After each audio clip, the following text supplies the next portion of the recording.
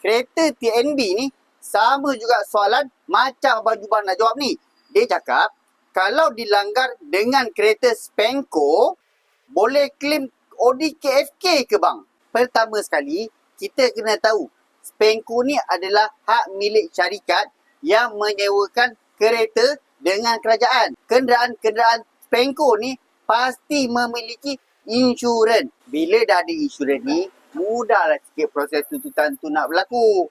Korang boleh buat Audi KFK claim ataupun third party claim. Yang penting sekali semasa proses tuntutan adalah dokumen. Bila dah ada dokumen, mudahlah sikit korang nak membuat tuntutan ke atas insurans. Dan Abang Jubah recommend kat korang untuk korang membuat tuntutan Audi KFK.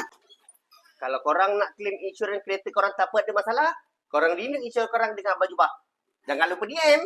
Kenapa Audi KFK? Sebab owner akan dapat bayaran yang disebut loss of use. Macam biasa, korang kalau sana tak tahu dah tak ada workshop nak hantar kereta korang untuk buat claim insurans, korang boleh terus datang ke bengkel KHW Niaga, pakar tuntutan insurans kemalangan anda. Kita jumpa ke next video. Assalamualaikum.